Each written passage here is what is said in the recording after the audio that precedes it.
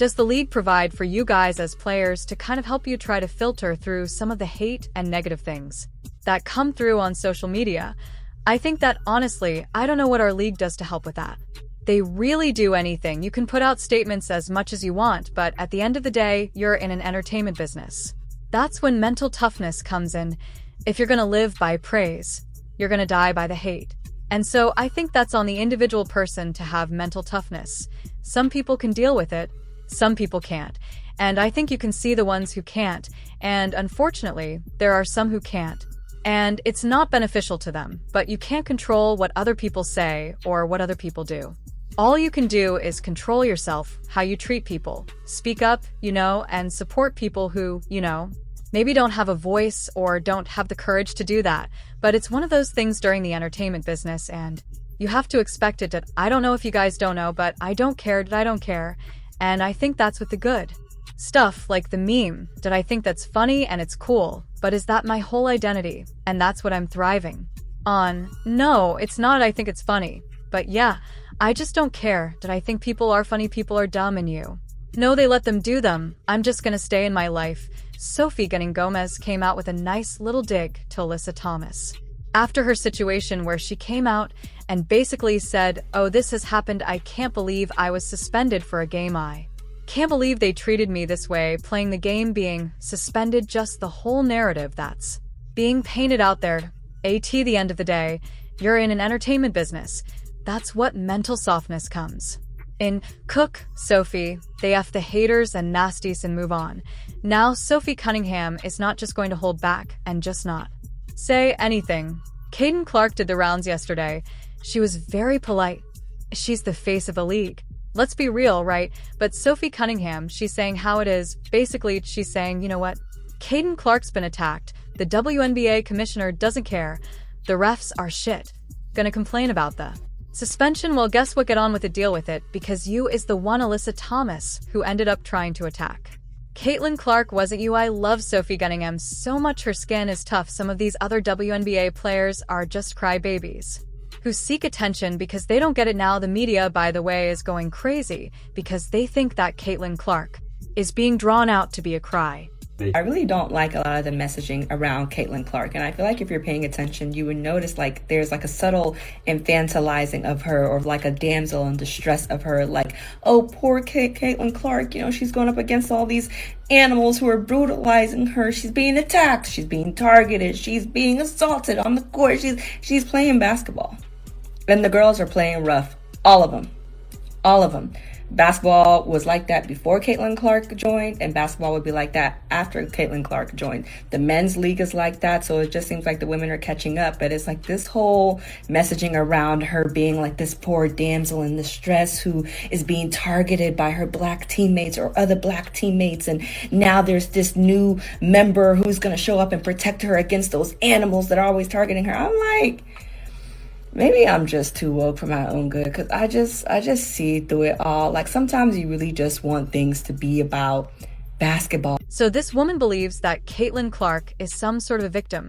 People are idolizing this, and people are going too far into it and basically saying, well, everyone gets this kind of treatment, that it's basketball, and they're professionals.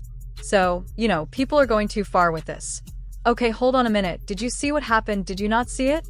How could you possibly say that, oh yeah, this is basketball, and that this is too much, that newbies to the league? The last few years, I've even started watching it because of Caitlin Clark, which would be most of the league, by the way. Because no one was watching it before her anyway, are not used to the physicality of the league. No, they're used to it. I'm sure they watch the NBA as well. Usually, they're not fighting one another and going crazy and targeting the one person.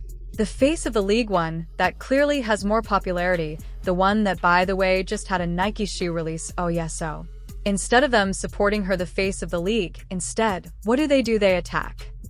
Why is the WNBA so hesitant, Dave, to embrace Caitlin Clark, and sometimes feels like actively antagonistic? Well, it's the worst marketed league in the history of leagues. They're absolute morons. You'll see this get politicized. I don't think it really is because she's a white girl, a straight girl, which people say, because the W has had a lot of white superstar and WNBA players. Nobody has ever come into the league like she has, and it's jealousy and it's just not knowing where your bread is buttered. They don't like that she has been crowned this queen of the league before she even showed up. And there's pressure probably from the players to the league that they don't want her getting a special. She gets nothing. She gets treated and attacked and harassed differently than virtually every player. She's had it since she entered the league, but it is a very rough and tumble league to begin with.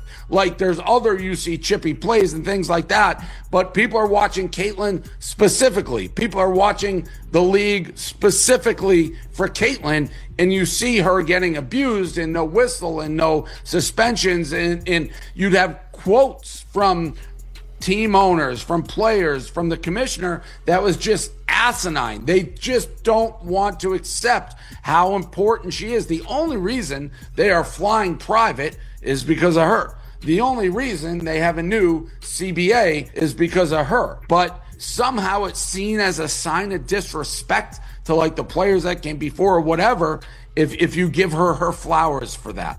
Basically every game, and it's not just the players, it's the refs as well who don't care. It's the refs that just don't call. Her, and by the way, when Caitlin Clark fouls, yeah, when it's like a little hand like that, guess what happens? Foul, foul, foul, straight straight away. Whereas when this happens to Caitlin Clark, hold on, I didn't see it, game on.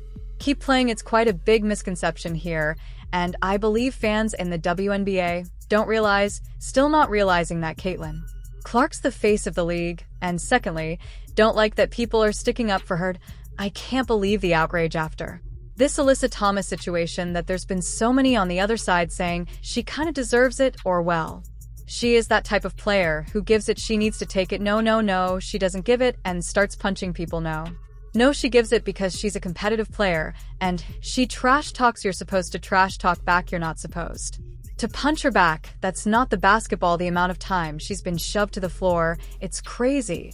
It's mental. Yeah, this isn't normal. And if this was normal, why isn't it happening to everyone else? Why ain't everyone starting fighting each other? Because it barely happens. It doesn't happen to anyone else. It only happens to her. Ever notice when Caitlin Clark is the victim, she never plays the role of the victim? She always takes the high road in these situations. She did it back in the day with Angel Reese. All these controversies. I love what Caitlin Clark said. I do love that she took the high road here, saying this cannot happen to any player in the league, no matter what the situation is, players, coaches, whatever. But she also took the time, which I loved, to basically told the league to be better communicating. She also mentioned the officiating very subtly. I'm going to say it with an exclamation point. The bad officiating in the WNBA has led to most of this minutia. Yeah, most of this controversy. All of these controversies. Be better, officials. Is there an agenda here that I don't know about? Speaking of agendas, congratulations to Caitlin Clark. 3 straight years named and voted an All-Star Game starter. That's the great news. 2nd most votes by the fans for Caitlin Clark. The media, 3rd most votes for Caitlin Clark by members of the media. What about other players in the WNBA? How do they feel about Caitlin Clark and how she is as a guard? Well, they ranked her 11th best among guards. Crazy, this situation, that we have to explain it to these people. We have to explain what's really going on, because they kind of have this idea that Caitlin Clark's playing this some sort of victim card, when in reality, if you watch every game, she's clearly getting targeted. By the way, what do you think about this situation, guys? Sophie Cunningham, by the way, bored it's to her man. She just comes out and she don't give a shit. She just says it how it is. And that's what we need. Anyway, hope you all enjoyed. Leave a like if you did, and subscribe if you know.